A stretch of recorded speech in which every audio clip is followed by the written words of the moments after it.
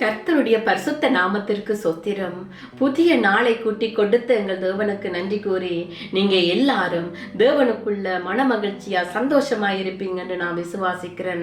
ஆண்டவராகிய கர்த்தர் இன்றைக்கு ஒரு வேத வார்த்தையினூடாக உங்களிடம் பேச சொல்லுகிறார்.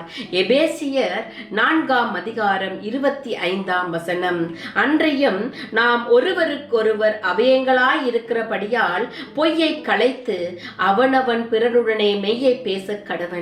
என் அன்பான சகோதர சகோதரிகளே, நாங்கள் ஒருவருக்கொருவர் அவயங்களாய் இருக்கிறோமா? இன்றைய சூழ்நிலைகளில் அநேக இடங்களில் பொய் காணப்படுகிறது, அன்பு தணிந்து போகிறது. என்ன காரணம்? கணவன் மனைவியை எடுத்துக்கொள்ளுவோம். இன்று அநேக பொய்கள். கணவன் மனைவிக்கு உண்மையாக இல்லை, மனைவி கணவனுக்கு உண்மையாக இல்லை. அநேக பொய்கள், அவர்களுக்குள்ளே ஒளிவு மறைவுகள் அதிகரித்து கொண்டு வருகிறது. ஒரு காலகட்டத்தில் கணவன் மனைவிக்கு உண்மையா இருப்பாங்க, மனைவி கணவனுக்கு உண்மையா இருப்பாங்க. அதனாலதான் சத்துருவானவன் ஈஸியா அவர்களுடைய குடும்பங்களுக்குள்ளே வந்து அவர்களை வஞ்சித்து அவர்களை பிரித்து விடுகிறான். ஏன் தெரியுமா? அங்கு தன் அன்பு தணிந்து போகிறது, பொய் நிறைந்து காணப்படுகிறது. அது ஆண்டவருக்கு பிரியம் இல்லை. அதனாலதான் ஆண்டவரே சொல்றாரு, எபேசியர்ல பேசுறாரு, அன்றையும் நாம் ஒருவருக்கொருவர் அவயங்களாய் இருக்கிறபடியால் பொய்யை களைத்து அவனவன் பிறருடனே மெய்யை பேச கடவன். நாங்கள் உண்மை உள்ளவர்களாக வாழுவது நம் தேவனுக்கு பிரியம்.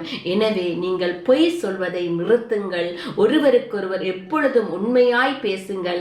என்றென்றும் நாம் அனைவரும் ஆண்டவருக்குள்ளே அவரோடு வாழுவதை அவர் விரும்புகிறார். அப்ப ஆண்டவரை நோக்கி ஒரு சின்ன ஜெபம் செய்வோமா? அன்பான தகப்பனே, இந்த வீடியோவை பார்த்து கொண்டிருக்கிற ஒவ்வொரு பிள்ளைகளையும் நீங்க ஆளுகை செய்யுங்க. ஆண்டவரை உண்மை உள்ளவர்களாக மாற்றி போடுங்க.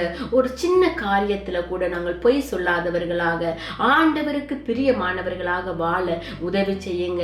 எங்கள் அவயங்கள் எல்லாம் உமக்கு பிரியமானதாக இருக்க வேண்டும். ஆண்டவரே, நாங்கள் ஒருவருக்கு ஒருவர் அன்பினை தாங்குகிறவர்களாக, உண்மை உள்ளவர்களாக வாழ எங்களுக்கு உதவி செய்யுங்க.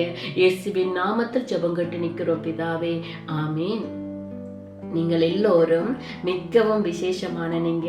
ஆண்டவரை அனுதினம் தேடுங்கள், அவர் வழியில் நடந்து வாருங்கள். அவர் உங்களை ஒவ்வொரு நாளும் உங்களை ஆசீர்வதிப்பார், ஒவ்வொரு நாளும் உங்களை நடத்துவார். அவருக்கு கீழ்ப்படிந்து நீங்கள் வாழும்போது உங்களையும் உங்கள் குடும்பங்களையும் அவர் நிறைவாக ஆசீர்வதிப்பார். ஆமேன்.